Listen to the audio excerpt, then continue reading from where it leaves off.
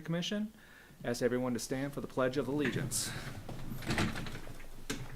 Pledge allegiance to the flag of the United States of America and to the republic for which it stands, one nation, under God, indivisible, with liberty and justice for all. All right. Now, we started right at 7:30. We've got Al, we've got Christine, and we've got Jameson. Wes Pfeiffer is out at a wedding out of town, and John Hennessy is out of town as well. You guys should have a copy of the agenda. Is there any questions about it? Any changes, additions, or deletions?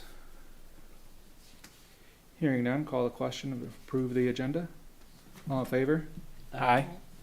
All right, motion passes. We do not have any specific presentations today. We do have public comment.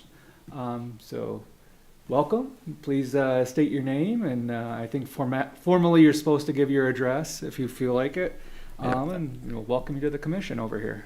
Raymond Geist on Albemarle Drive, and I know this is comment, but I do have a question at the end of the comment. But briefly, I can't speak for all the bike paths on the island, but the South Point and then from South Point to Grow Road has developed a lot of cracks in them, some of them in excess of a half an inch in that regard, and many traversing the path itself.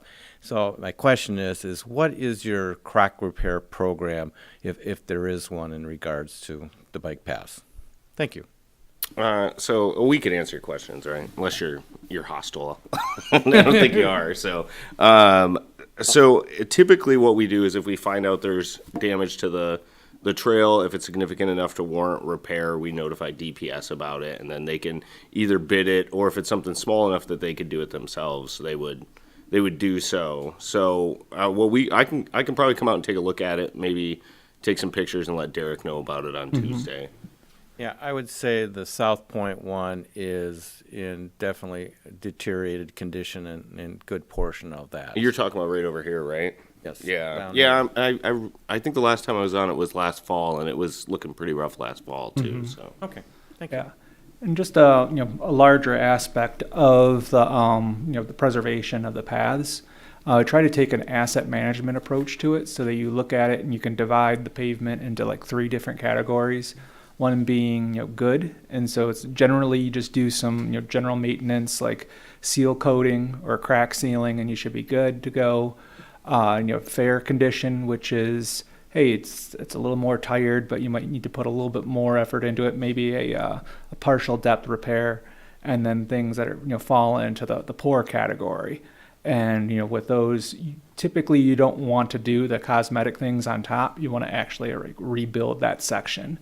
And so what we try to do is, annually or, every other year, depending on how our budget approaches, like we do a scan of the paths and see like what type of assessment there is, and then be able to create a work order for later on in the year. And, either be doing some of those, skim coatings to be able to make it clean, or, looking at, how do we restore it. I know like with partial depth repairs, there's been issues where you try to go in to do a partial depth repair, and you realize that the machine itself that's going out there and doing the repairing, kind of grinding it down a little bit to get down there, it actually destroys the rest of it. So oftentimes, you might actually, especially with the age of the paths, we might have to do a full repair. So we've got about $90,000 that we get every year, and that's for everything, including all of the pavement work, the bridges, the grass mowing along the paths, as well as the snow clearance. So we got to stretch the dollar as much as we can, but we're going to try and you keep the paths in tip-top shape. So I appreciate you coming over here, letting us know about what's going on over on South Point, and we'll see how to get that taken care of as soon as possible. At least take a look at it, because I notice it, and it's getting closer, like I said, poor. So hopefully there's something that can be due to extended. There's been some areas that have been cracks have been filled in that, but there's getting to sections that if something's not done soon, it might be beyond, like you said, some remediation in that. But okay, again, thanks again. Thanks, Mr. Geist. Mr. Geist, I did want to mention that I live on South Point, and I walk that a lot. And if you compare South Point to the rest of the path system, We have large trees close to the path, closer than anywhere else on the island, and a lot of that is caused by root damage. You know, they just keep getting bigger and bigger and bigger, and there's some of those cracks are serious in nature, and it's the only section I know of that has this kind of damage from the root system. But I'm quite shocked on how much it's changed just in a year, and so we'll tune in and try to get the DPS to come up with a solution instead of just a Band-Aid. Yeah, well, like I said, just bring it to your attention, so I appreciate, again, the time. Thank you. Good. All right. If there's no other, well, you know what, actually, we do have someone else in the audience over here. If you'd like to introduce yourself and. My name is Nicole Summitt, and I live at 28892 Coleman. Great. And Nicole is an applicant for the Bicycle and Pedestrian Advisory Commission. So Jameson and I met with her yesterday, and, you know, she seemed like it could be a very good fit over here. So we asked her to come and, you know, just, introduce herself to the rest of the commission over here. Nicole, I don't know if you want to mention a few things about yourself and why you'd like to be a part of the commission. Sure. So I am a mother to 2 kids. I have a daughter who's 16 who goes to Grozeal, and a son who's 19 who graduated from Trenton last year and who's a student at Northwood University. I am the director of global events at Microsoft, and I typically work from home if I'm not traveling for events. I'm married to a wonderful husband, Rob. And I am just interested in getting more involved in the community. For about the past 4 years, I've been volunteering in the absentee ballot committee, and I've also worked some of the voting stations for the last couple of elections that we had. And it has just spurred my interest in getting more involved in the community and seeing what I can offer in regards to the experiences that I've had, the skill set that I can bring to the community. I'm also down your way on South Point. I'm an avid walker and exerciser, and so love making sure that we have good bicycle paths and walking paths that ourselves and our families and communities can continue to enjoy.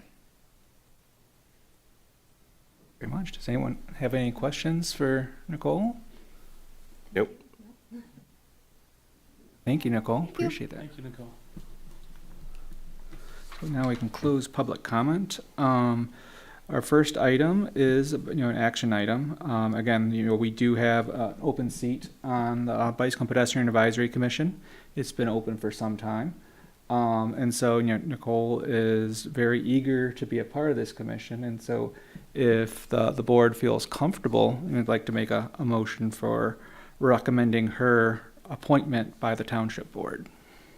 I move to recommend Nicole Summitt to be appointed to the Bicycle and Pedestrian Advisory Commission.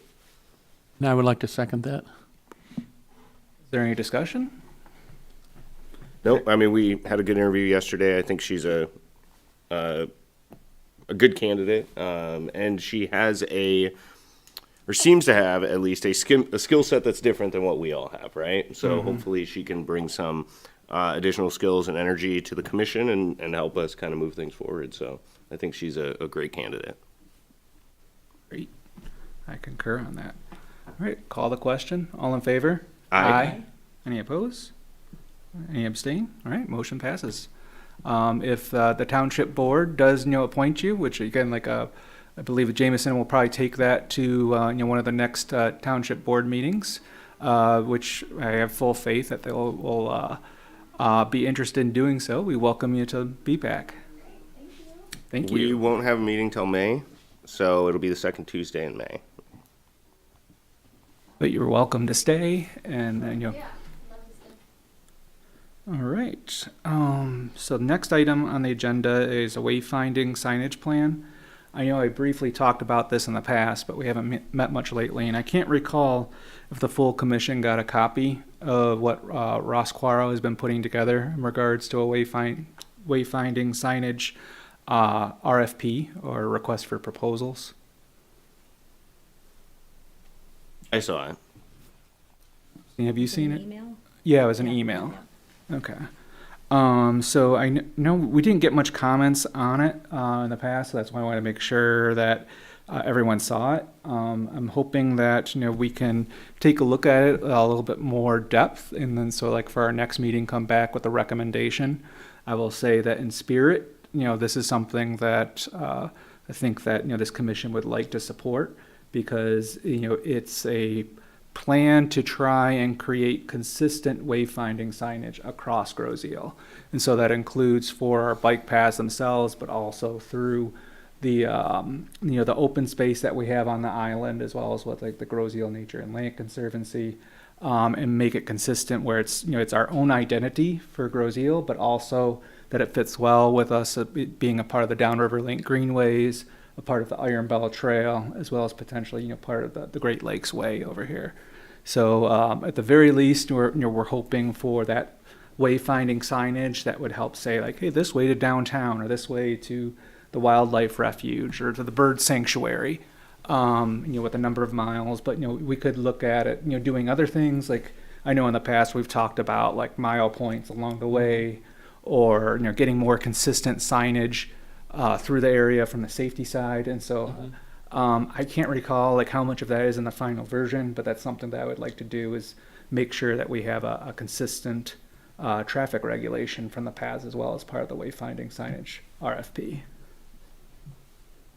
So if there's no other questions about that, I will just send it out to the full group again, just to make sure everyone's got a copy of it. And when we feel comfortable, we can get back together either at our next meeting, or maybe we can call a special meeting in order, just to make sure, like on the record, that we support this, because this would be coming out of BPAC's budget.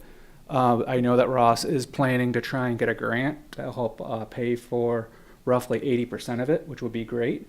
But again, like since it is primarily our money, I want to make sure that, and by our money I mean like specifically dedicated for the paths and such, that us as caretakers recommend this to the township board. Brian, I have a question on that. Are we regulated by greenways to mimic them in our signage? And I know there are matching signs, but do we have the latitude to design our own, or do they want it to really keep it uniform throughout the greenways?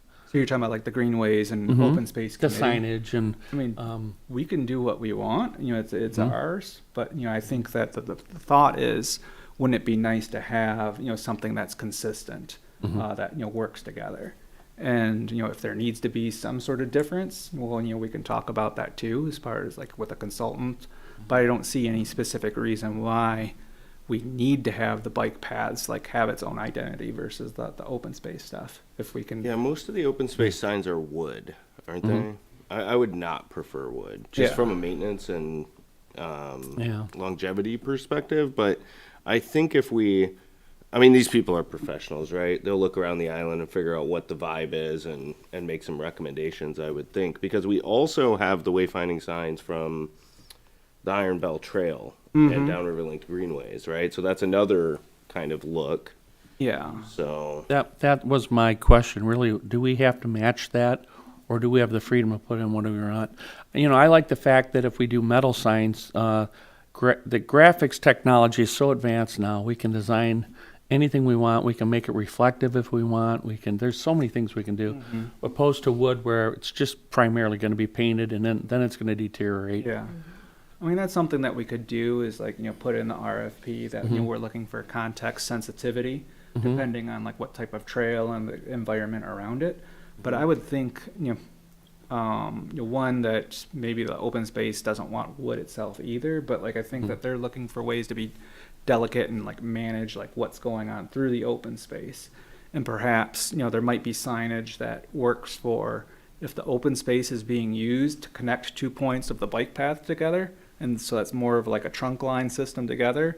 And maybe there's something separate for like a loop trail that goes through the open space. And maybe that's much more, smaller and, just context sensitive, and, might be more like the, what do they call it? Like trailblazing or whatever, where you have little items like on the trees. So I don't know about that.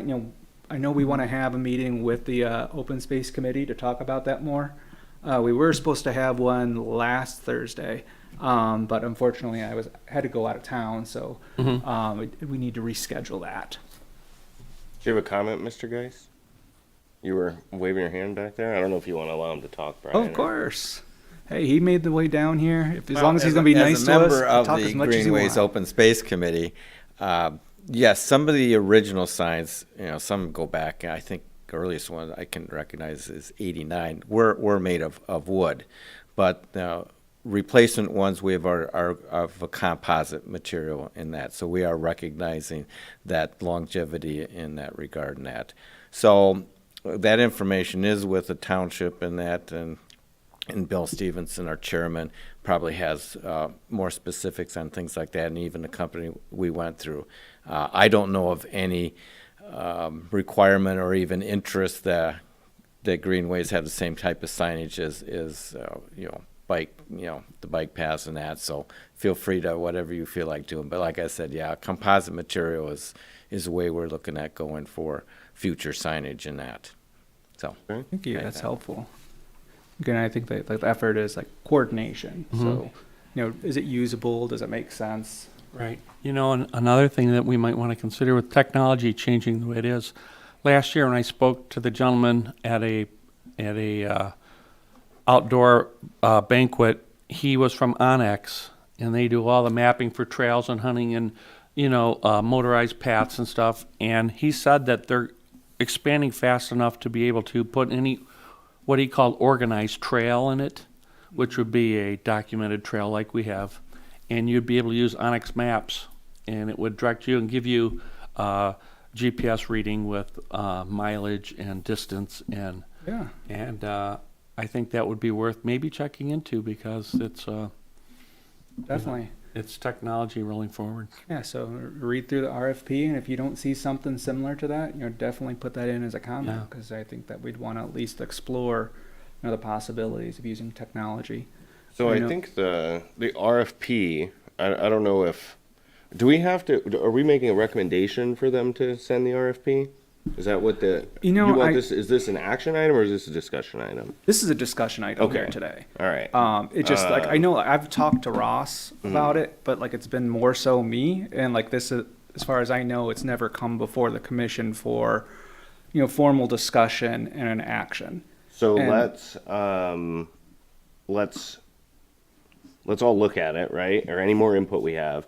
But the thing I've learned with dealing with RFPs at the board level is the more stuff you put in there, the less creativity you seem to get from the companies that provide it, right? So if you get real restrictive, which you might want to, as an example with the bridge, we want to be very restrictive. But if you just kind of say, hey, we need wayfinding signage, what do you got? Sometimes you can get some really cool ideas and stuff too, But anyway, we should put it on next meeting as an action item, and then that gives us all a month to stew on it. Then we can debate it, make any modifications we want, and then send it to the board in May. Yeah. And again, if you've got ideas, I'm just going to use that example where you're talking about the Onyx. It's think about what that is, and then maybe do a backtrack and say okay, well, what's the goal of doing that? And the goal of using the Onyx software, the platform, would be trying to create an electronic map that's available to people on their phones or whatever that is. Onyx does that for free, don't they? You just ask them to come out. Yeah. They have a free version, a paid version. Yeah. The paid version is just much more complex, and I don't think that we need that kind of complexity, but it'll tell you general things, closest coffee shop, closest bathroom, the gas station, and then it gives you very detailed GPS readings where you're at precisely, and it was free. I upgraded to the paid version. For hunting and trail running and stuff like that. It's pretty good. Yeah. But I think they'll come map our trails for free, is what I was saying. Yeah.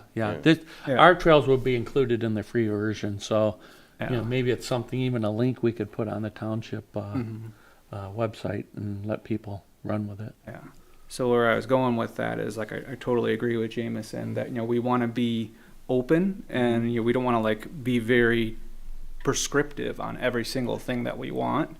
as opposed to take a step back and say, okay, what are the goals that we want from this wayfinding signage? And like if you can state those, then like the consultants or the the people bidding on it, the prospective consultants, they can come up with their own ideas for like how to accomplish those goals, and they might think of things that we never thought of. One thing I really liked about the Onyx was a mother can monitor where their kids are on the bike path by using Onyx. Yeah. As long as their phone is being used. Nice. Yeah, the one thing I will say, keeping in mind, is I know that Ross is applying for SEMCOG's Planning Assistance Program, and I believe those applications are due May 23rd. So again, we'll try to make sure that we're prepared for either our next meeting or having a special meeting in order to make sure that we can get it through our commission, and then Ross can get it through whatever he needs to, if the township board needs to take action on it before the application is due. Yeah, and if we got to do a special meeting, I mean, those can be really quick, right? Like, 5 minutes, called to order, Pledge of Allegiance, action item, so. Yeah. All right. I will make sure you have the newest version of that, and we'll get some comments, and when everyone feels comfortable, we can figure out if it's a special meeting or at our next BPAC meeting. Any other comments, questions, or anything about the wayfinding signage plan? All right, moving on. Bike to School Day. I know that is coming up in May. I don't know if we've made any contact with Groseal Schools, and what's the plan? Yep, I registered the schools back in March, created the flyer, sent it to Wendy. She had it approved by the superintendent, and it was in the backpack flyers. And the PTA is doing the gift certificates again for kids that participate. Awesome. And Wendy's brought it up in rec meetings too, so you are getting a little bit of free advertising, I think, so. Excellent. Well, that's all we can hope for over here. I think we got everything, that we need for that. So great job. I know we don't have this as a discussion item, but since it was, we're kind of talking about like education and encouragement, what everyone felt about like doing an education class like we've tried in the past. If that's something we want to try for this year, and like, are we a little late for that as far as the recreation program? Should we be thinking for the fall instead, or I think what's you could do people's something in appetite? probably June or July. I think there's plenty of reaction time for that. Okay. And we can twist Rex's arm and make them handle registration for us, Mm-hmm. right? Like it doesn't. Well, I've been speaking with individuals over there, and they seem like they're willing to participate. We might not have to do much twisting of the twisting. arms. Okay. Are you thinking like bicycle safety again? Yeah. I think we did that in July the first time we did it, and Mhm. that went really well. Yeah. Yeah, so if we get a good registration, then we have it in July, and that'll be a good item to have over the summer. So I cool. can contact the person we used before. He was Okay. really eager, from the Michigan League of Bicyclists, I think. He was Yeah. really good. Yeah. exceptional. Yeah. All right. Is there any other discussion items that commissioners want to bring up? So the bike path. Oh. The bike path down by so we're going north on the east side. Okay, the bike path down there near the Pay Bridge. Okay. The person's yard floods, and so does the bike path, like a lot. You can't even get past there. I don't know exactly what I'm asking, but what did they do to fix that? What could we do? Is that the homeowner's issue, or is that the bike path's issue? It's- I don't know for sure. It's Yeah. probably more of an investigation Yeah, to see it was about very that. deep when we had that rain, like Yeah. impassable. Hmm. I know, it might be like one of the things where somebody can utilize the drainage fund in order to take care of some of that. But I know part of the issue is just the road is higher than both the bike path and like the homes over there. And so when you get a lot of snow melts, or if you get a lot of, rain, it does, flood in that area. Where's that spot at? So it's going to be south of the Pay Bridge, Okay. But north of Horse Mill. north of Horse Mill. Yeah, pretty. Okay. That's on the north end, or on the east side of the road, isn't it? It's on the east Yeah. side of the road. Yeah, I think that's, I don't know. I know That's the like yard flooding. floods, but so Yeah. does the Yeah. bike path. Just really floods. Yeah, it's like I've thought about that myself, and it's like if we were to like think about it just from, put on blinders and just think about the bike paths, like, well, we could build up the bike path, but I don't know how much of a good neighbor we're being to, the residents in that case. I think so. you would have to actually do like a yard drain into the ditch or something under the bike path. It could be just clogged right now with debris. Yeah, maybe it is, True. I do know that someone was able to put in a new driveway, like they put in a new culvert through that area, and so like the bike path is actually concrete in that area. Oh, I saw that, yeah. But I don't know, like maybe some of it's getting solved on its own, but it's definitely worth talking to DPS about that and at least exploring what the if it's just a maintenance issue or if there needs some more substantial fixing, and if it's something in our wheelhouse that's easy enough for to do, or if it's something where it's a collaborative effort, and if we have to get Wayne County involved as well. Because I don't know, like, where does the water go in that case? Like, The ditches off of Bridge Road is where it's supposed to go, I know that. And I'm of the mindset that it's not draining to the ditch. It did. It's always been a flood area since I've seen it. So John Keim, I bet you, has insight to that, what the problem is there. And it could be simple as maybe a manhole's not draining, or it's not draining I'll to ask, the ditch. I can ask Derek about it and see what he Okay. thinks. yeah, just make sure it's reflected in our meeting minutes over here, and that way, if we forget, I know I've got a lot going on, so sometimes I forget to ask. So, and we got to talk to Derek about some other stuff too, so we'll add it to the list. And Nicole, I saw your hand up, so if you want to come up to the microphone, so that way people at home can hear you. Yeah. The comment that was made earlier, or the suggestion about the bicycle safety training, when I was speaking to Jameson and Brian yesterday, I had mentioned to them that I have young drivers in the house, and one of the things that they have brought up is that they're not always sure how to go around a lot of the bicycle riders that we have on the island. We get a lot of them. And so maybe there's also an opportunity that we can think through the education piece for young drivers on the island and how they want to think about how they should handle those kind of situations. I don't know if they would go to a class, so maybe we have to get creative, and maybe it's some kind of like TikTok video, some kind of like, something fun to do there. But I do know that, there's been instances where they have gotten pulled over by some of the police on the island because they're not doing it in the right way. And I think they don't quite know what to do. And so for the safety of drivers and the safety of our bicyclists and even the runners and walkers that are on the road in those areas that don't have sidewalks, maybe that's something else that we might want to consider and see if there's an interest there. I wonder if we could do like a poster campaign in the high school. Like an art Yeah. assignment idea or contest or something like that. Yeah. Yeah, that's an interesting idea. But I think it would help some of our young drivers. Definitely. Yeah, like you never know, might be like multimedia too. So it's like one part of it's posters, another part of it might be, a quick video that can go on social media. Yeah, or maybe to your point, Jameson, that maybe it's something that the young kids do, and it's some kind of contest about that, and then it's something that is promoted, whether it's a poster, or it's a video, or something like that. It might be kind of fun to get them involved. Yeah, I like it. Yeah.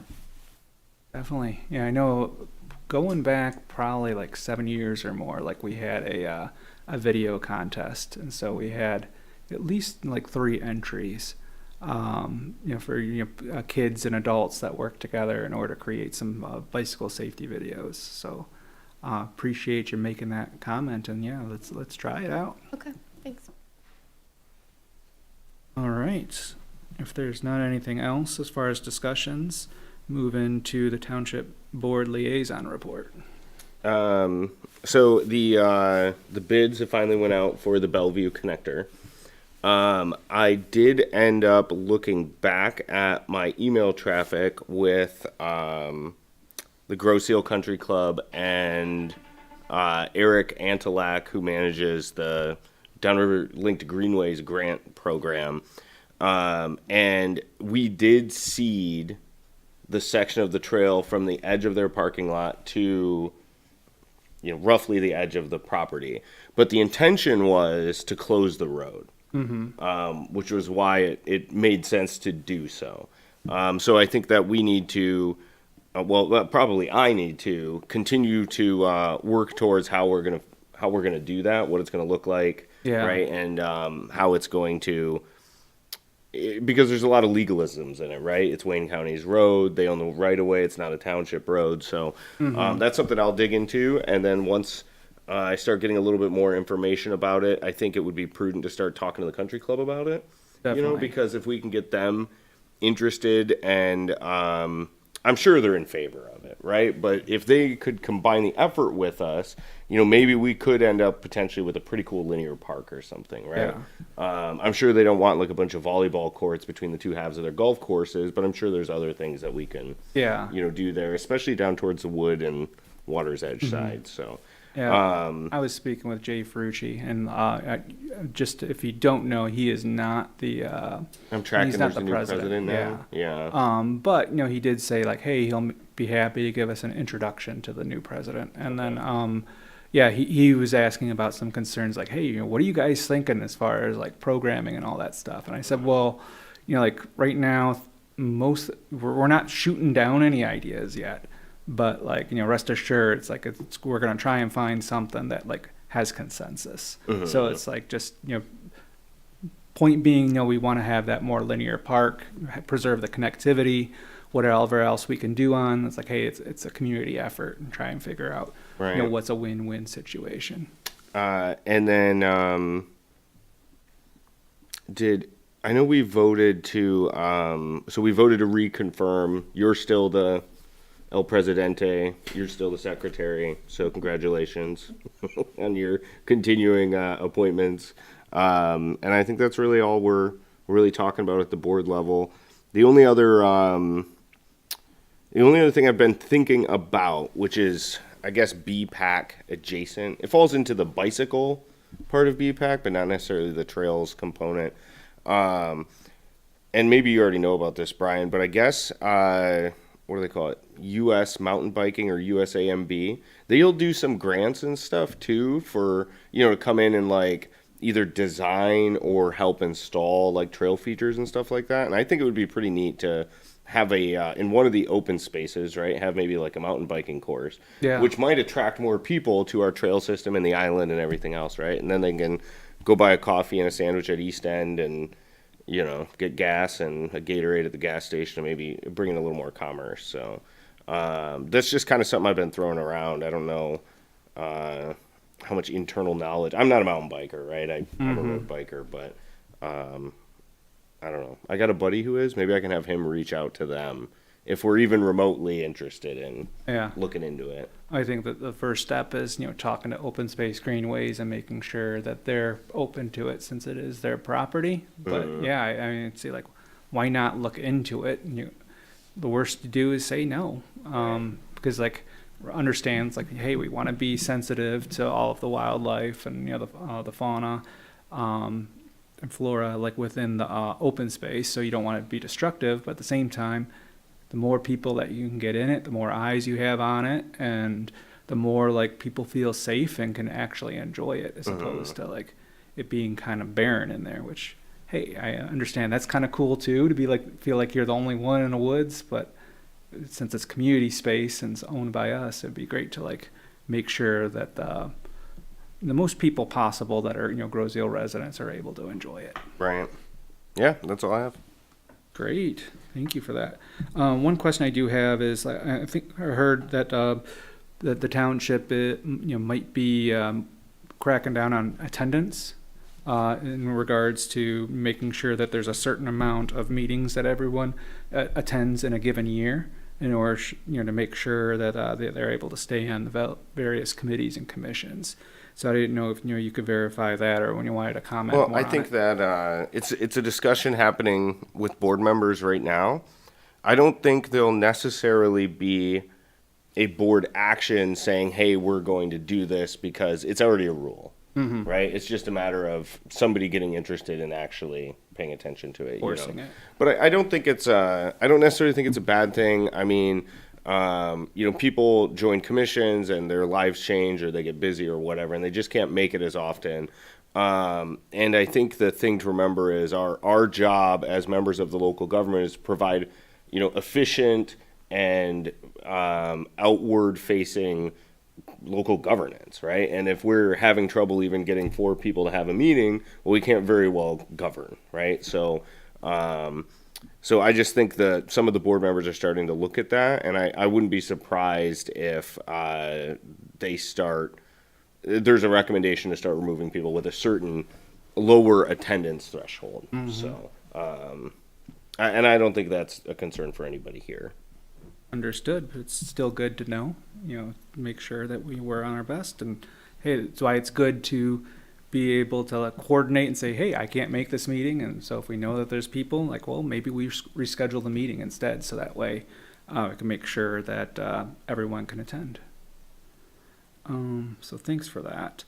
Moving into chair's report, only thing I'm going to report on is that, my employer, SEMCOG, is reaching out as far as the Safe Streets Southeast Michigan campaign, and so that's a multimedia education campaign for people walking, biking, and driving, and it includes social media posts, it includes posters, it includes actual videos, and so I'd appreciate it if we're able to get the word out to communications. I know I already talked to Brian Friel about that, about putting stuff up on our cable station and on YouTube.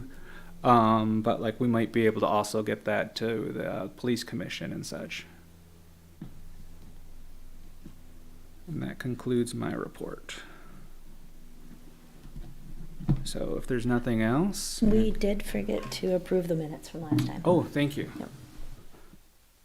So anyone that had a chance, does anyone have any comments on the meeting minutes? I do not. Okay.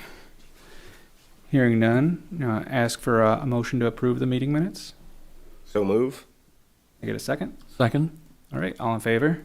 Aye. Aye. Thank you, everyone. All right, with that, can I get a motion to adjourn? So move. Second? All right, all in favor? Aye. Aye. Thank you, everyone. We close the meeting at 8:07 p.m. Everyone walk, bike, drive safe.